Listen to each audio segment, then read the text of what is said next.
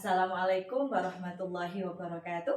Perkenalkan, saya Eni Rosida, CPP Angkatan 7 Kabupaten Malang, Dinasti SD Negeri 1 Kluwut. Kali ini saya akan memberikan tugas demonstrasi konseptual modul 2.3, di mana saya berperan sebagai observer dan rekan saya Purwo Eko Pribadi, SPDSD sebagai coach. Dan rekan saya berikutnya, saya Nurul Huda sebagai Kuci.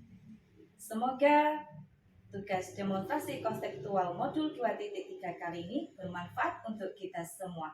Salam guru Penggerak. Assalamualaikum Pak Eko. Waalaikumsalam Bu. Bagaimana kabarnya hari ini Pak Eko? Alhamdulillah baik Bu. Begini Pak Eko, sebelum kita melakukan praktik coaching, saya akan mendiskusikan rubrik penilaian kegiatan kita dan bertanya beberapa hal kepada Pak Eko. Yang pertama yaitu berkaitan dengan rubrik penilaian. Nah, di sini yang pertama yaitu rubrik penilaian, apakah proses coaching sudah sesuai dengan alur tirta atau belum. Kemudian Pak Eko memberikan pertanyaan berbobot kepada Kuci dan bagaimana Kuci tersebut merespon atau menanggapi pertanyaan coach. Dan jangan lupa untuk disesuaikan dengan prinsip coaching, yaitu kemitraan, proses kreatif, dan maksimalkan potensi. Nah, pertanyaan pertama yang akan saya tanyakan kepada Pak Eko adalah kompetensi apa yang akan Pak Eko kembangkan pada coaching kita kali ini. Kompetensi yang ingin saya kembangkan yang pertama yaitu hadir sepenuhnya Bu. Terus mendengarkan aktif, dan yang ketiga memberikan pertanyaan yang berbobot. Baik Pak Eko. Nah, pertanyaan yang kedua, kompetensi mana yang ingin Pak Eko kembangkan secara spesifik yang ingin diobservasi? Yang ingin saya kembangkan secara spesifik yaitu mendengarkan aktif dan memberikan pertanyaan yang berbobot. Kemudian Pak Eko yang terakhir, indikator mana yang diinginkan Pak Eko dalam coaching kali ini? Saya pada kegiatan ini ingin membantu Kuci bisa menemukan solusi dari permasalahan yang dihadapi Bu. Baik Pak Eko, demikian dulu pra observasi kita kali ini. Silakan Pak Eko melakukan coaching bersama Pak Nurul sebagai coaching. Demikian Pak Eko ya. Ya, terima kasih Bu. Sama-sama. Assalamualaikum Pak Eko. Waalaikumsalam Pak Uda. Ada apa? Mohon maaf mengganggu rekaman. Oh ya, monggo silakan. Monggo Pak Uda. Terima kasih. Ada apa Pak Uda? Apa yang ingin Bapak bicarakan? Begini Pak, saya itu ingin menyampaikan tentang keterlibatan saya Pak. Oh iya Pak Uda. Apa yang ingin Pak Uda dapatkan dari percakapan ini? Saya itu ingin menyelesaikan permasalahan yang berkaitan dengan siswa. Saya setiap hari itu selalu memakai seragam yang tidak lengkap. Oh, situasi kelas Pak Uda sekarang bagaimana Pak Uda? Walaupun setiap hari itu diperingatkan ya tentang pemakaian seragam yang lengkap, itu tetap saja tidak menggunakan seragam yang lengkap. Oh, gitu. Memangnya apa yang mempengaruhi hal tersebut Pak Uda? Anak ini itu kurang mempunyai kesadaran diri.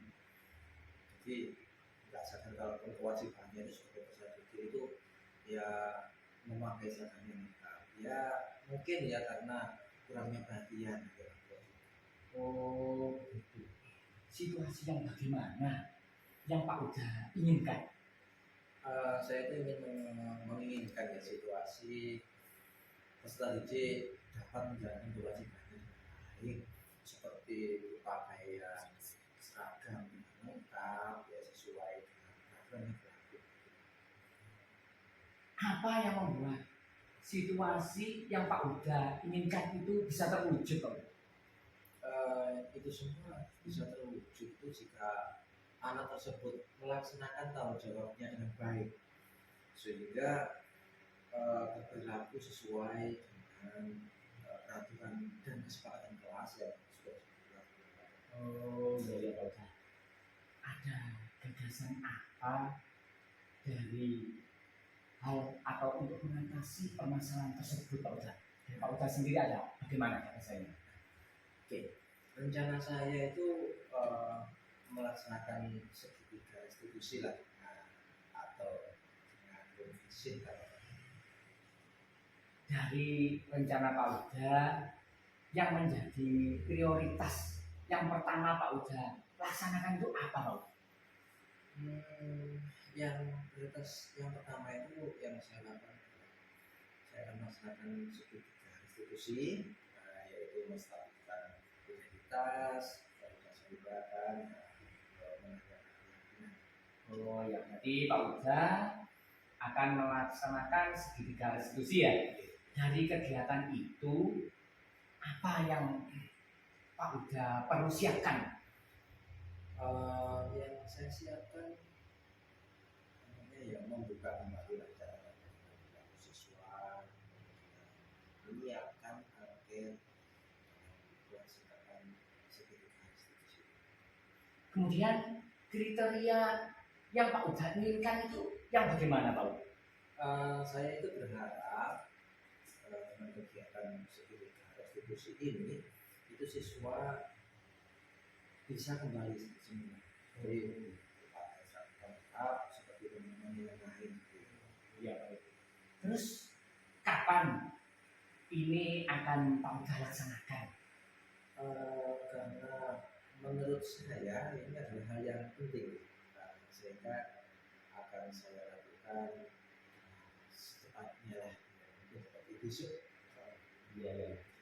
Terus dari kegiatan ini siapa yang perlu dimintai dukungan oleh Pak Uda?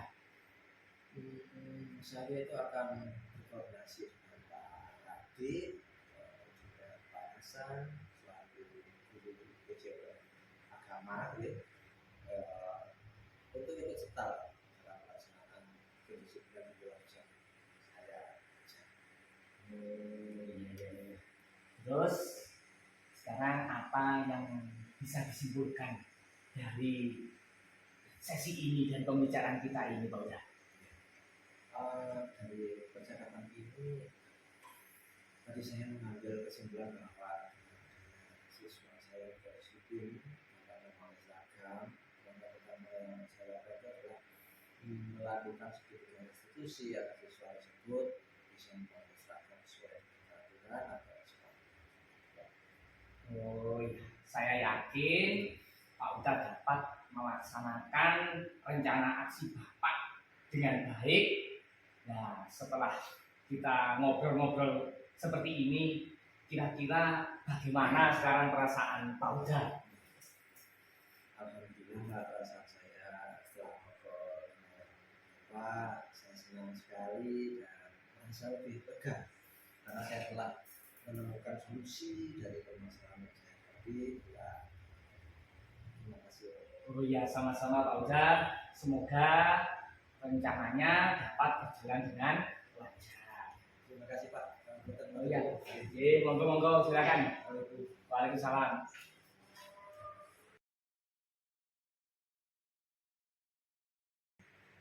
Alhamdulillah Pak Eko, bagaimana hari ini proses coachingnya berjalan dengan lancar? Alhamdulillah Bu, tadi proses coachingnya berjalan dengan lancar Bu.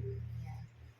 Alhamdulillah Pak Eko, tadi saya melakukan observasi tentang apa yang sudah Pak Eko laksanakan dan ada beberapa hal yang ingin saya tanyakan kepada Pak Eko. Yang pertama, apa saja yang sudah Pak Eko dapatkan pada saat coaching terkait tercapaian indikator yang diinginkan? Tadi pada saat coaching saya sudah melakukannya sesuai dengan ALBEPA, yaitu dengan menanyakan tujuan, identifikasi, rencana aksi, dan tanggung jawab. Kemudian menggali kompetensi Puji untuk menemukan solusi permasalahan yang dihadapi. Jadi Baik sekali Pak Eko. Pak Eko sudah berhasil melakukan coaching sesuai dengan alur tirta. Nah, sesuai dengan hasil pengamatan saya tadi, di mana ada beberapa catatan Pak Eko, di mana Pak Eko sudah melakukan coaching dengan sangat baik sesuai dengan alur tirta, di mana Pak Eko tadi sudah menanyakan tujuan, kemudian identifikasi, rencana aksi, dan tanggung jawab. Nah, selanjutnya apa kompetensi yang ingin dikembangkan selanjutnya Pak Eko? Yang ingin saya kembangkan yaitu mendalami alur tirta supaya lebih baik lagi Bu. Dan dalam melaksanakan coaching selanjutnya itu bisa lebih baik lagi. Ya. Amin Pak Eko ya. Terima kasih, semoga sukses selalu Pak Eko ke depannya. Terima kasih Pak Eko. Iya, alhamdulillah, sama-sama Bu.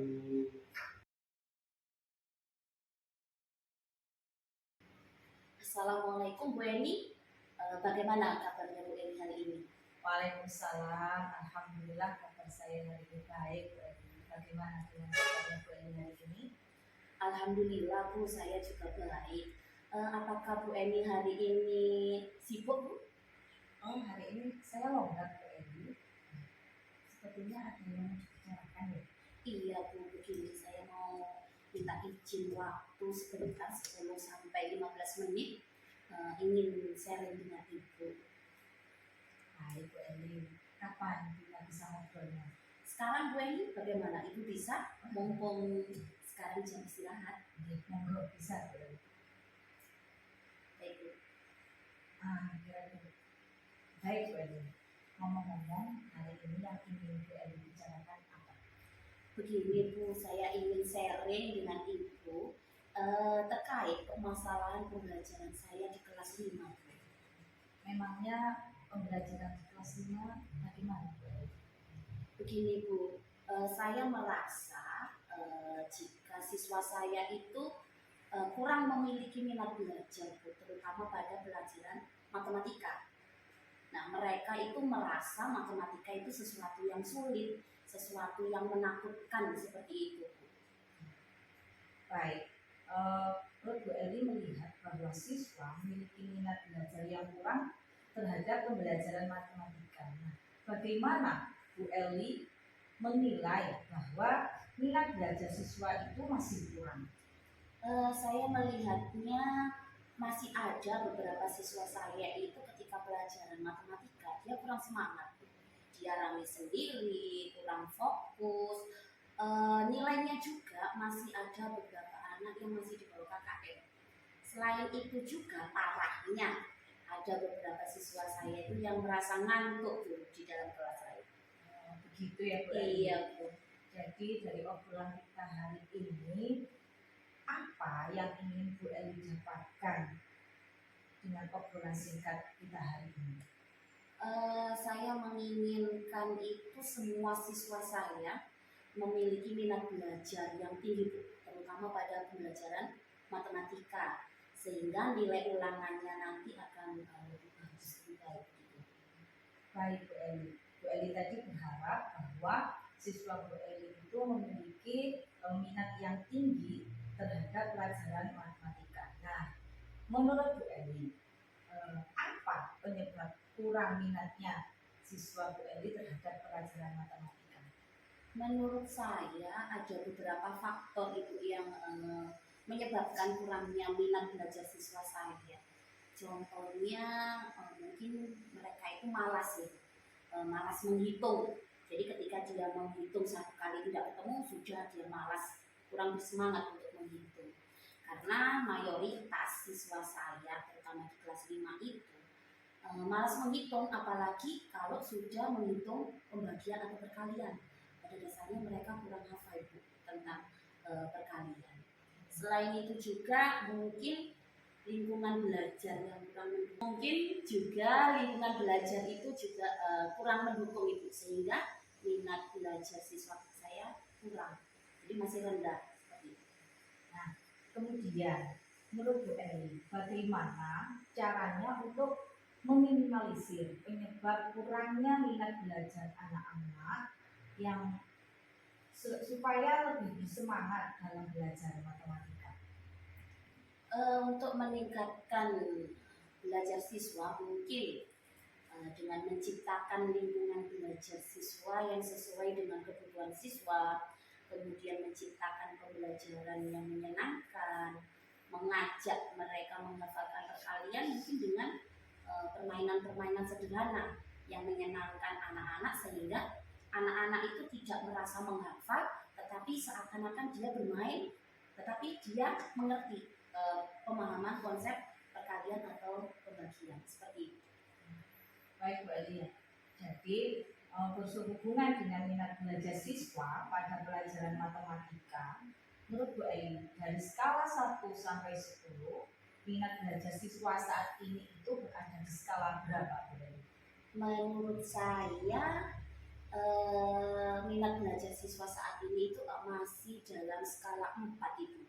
Karena saya menilai minat mereka itu masih sangat kurang itu. Hal itu terlihat atau nampak dari nilai-nilai ulangan mereka itu masih banyak yang di bawah KKM. Seperti itu. Jadi kalau begitu Bu Eli menginginkan minat belajar siswa pada saat ini itu di angka berapa? Saya berharap minat belajar itu meningkat paling tidak di angka 7 itu. Karena memang untuk matematika itu pembelajaran yang perlu adaptasi dengan anak-anak terkait dengan tingkat kesulitannya. Saya menginginkan paling tidak di angka 7. Oke, di angka 7 ya Bu Eli. Nah, coba dijelaskan di angka 7 yang seperti apa? Saya menginginkan siswa saya itu lebih antusias dalam mengikuti pembelajaran matematika. Kemudian saya juga berharap mereka itu dapat mengubah mindset atau pola pikir mereka dari awalnya mereka itu merasa bahwa matematika pelajaran yang menakutkan, yang sulit. Nah, saya berharap mereka bisa merubah mindset itu bahwa matematika itu merupakan pelajaran yang menyenangkan, penuh tantangan seperti itu. Selain itu juga saya berharap nilai matematika mereka juga akan meningkat. Baik Bu Eli. Lalu bagaimana rencana atau strategi yang akan Ibu lakukan untuk dapat meningkatkan belajar siswa pada pelajaran matematika? Saya mungkin nanti ini Bu akan melakukan perubahan metode pembelajaran yang saya pakai. Itu saya akan mengajak anak-anak belajar matematika melalui permainan-permainan yang menarik sehingga mereka lebih dapat memahami konsep dari materi yang diterangkan. Selain itu juga saya akan melakukan pembelajaran yang sesuai dengan kebutuhan atau karakteristik masing-masing siswa saya.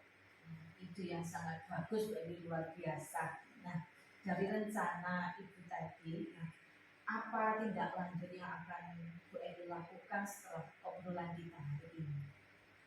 Nanti saya ini Bu, terkait dengan perubahan metode pembelajaran, saya akan mencoba untuk menerapkan pembelajaran dengan metode STEAM Bu.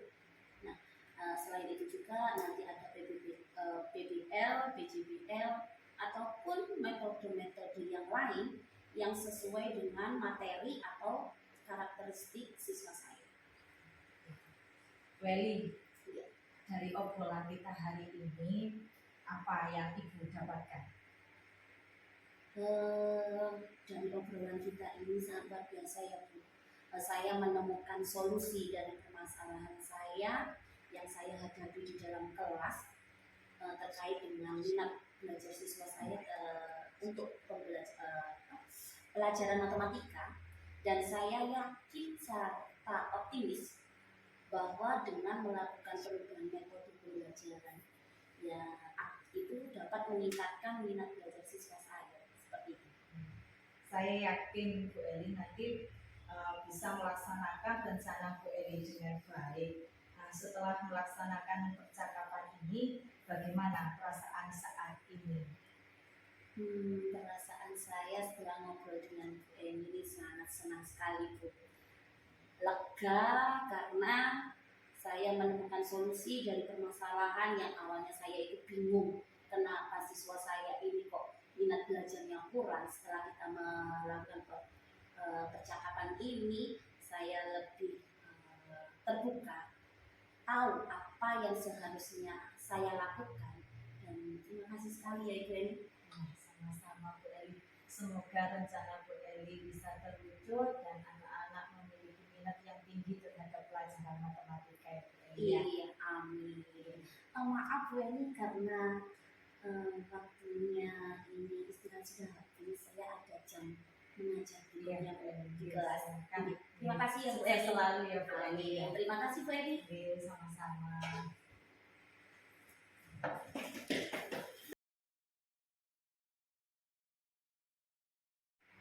Assalamualaikum Bu Eni, bagaimana kabarnya hari ini?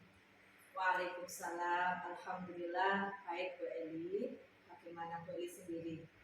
Alhamdulillah saya juga baik Bu. Oh iya Bu Eni tadi minta waktu untuk ngobrol dengan saya Bu. Apa yang ingin Ibu bicarakan? Iya, tadi saya minta waktu sebentar kepada Bu Eli. Di sini saya mengucapkan terima kasih kepada Bu Eli karena telah meluangkan waktunya untuk saya. Begini Bu Eli, sebetulnya saya saat ini memiliki problem, yaitu di mana siswa saya kurang dalam menguasai membaca dan menulis Al-Quran. Nah, jadi mereka itu memiliki kekurangan dalam kemampuan mereka membaca Al-Quran, sehingga itu menjadi kendala bagi saya sebagai guru pendidikan agama Islam dalam melaksanakan pembelajaran di kelas. Oh begitu. Baik Bu Eni, kita cuma punya waktu pendek nih ya, karena sebentar lagi ada rapat keluarga yang akan dimulai. Baik Bu Eni, dalam obrolan kita kali ini, apa yang ingin Ibu dapatkan? Saya ingin membantu anak-anak supaya mereka bisa membaca Al-Quran dengan baik dan benar, memberikan motivasi supaya mereka itu rajin mengaji, dan hal ini juga membutuhkan dukungan dari orang tua supaya harapan saya ini terlaksana. Dari pemaparan Ibu tadi, harapan Bu Eni adalah ingin membantu anak supaya anak itu bisa membaca Al-Quran dengan baik dan benar. Nah, sekarang menurut Bu Eni, kemampuan anak membaca Al-Quran dengan baik dan benar itu bagaimana Bu kriterianya? Ya.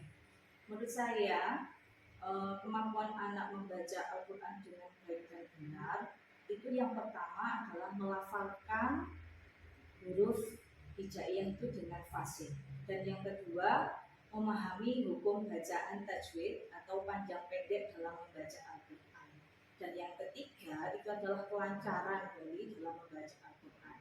Namun hal tersebut tidak bisa dilakukan secara instan karena membutuhkan proses waktu yang cukup lama. Oke. Jadi kriterianya tadi harus fasih, kemudian paham tajwidnya gitu ya. Terus selain itu kira-kira ada lagi Bu? Iya. Selain fasih, kemudian memahami tajwid, itu yang tak kalah pentingnya adanya dukungan dari orang tua supaya mereka itu peduli dan ikut andil untuk memberikan motivasi dalam belajar membaca Al-Quran, misalnya di lembaga Taman Pendidikan Al-Quran atau TPQ. Nah, seperti yang sudah saya sampaikan tadi, karena proses belajar Al-Quran itu membutuhkan waktu yang lama. Nah, oleh sebab itu harus dilakukan sejak dini.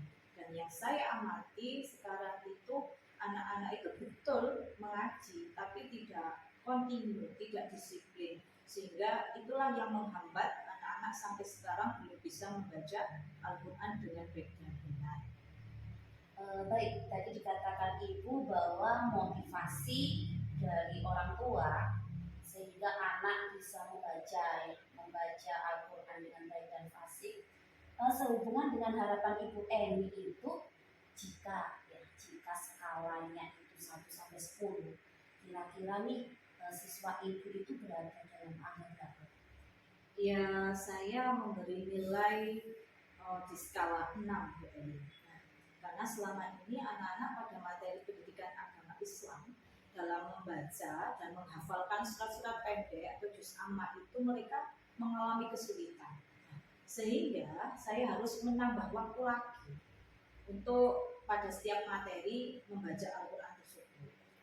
Baik, Ibu memilih di angka 6 ya. Kemampuan yang seperti itu, tolong Ibu jelaskan gambaran seperti apa sih siswa didik Ibu itu berada di angka 6 itu. Di angka 6 itu karena anak-anak itu mengalami kesulitan dalam membaca Al-Quran ketika dalam pelajaran agama itu menghafalkan itu mereka sulit sekali. Jadi itu menjadikan kendala saya dalam pembelajaran sehingga saya menambah waktu lagi pada pelajaran Al-Quran. Baik Ibu, dari hal yang sudah dipaparkan Ibu tadi, nah Bu Eni ingin meningkatkan kemampuan siswa Ibu dalam membaca Al-Quran menjadi angka berapa menurut Ibu sesuai dengan keinginan Bu Eni? Saya inginnya dari angka 6 tadi itu naik ke angka 8 Bu Eni. Ditingkatkan lagi menjadi angka 8 ya Bu. Peningkatan ke angka 8 itu seperti apa menurut Bu Eni? Bu Eni.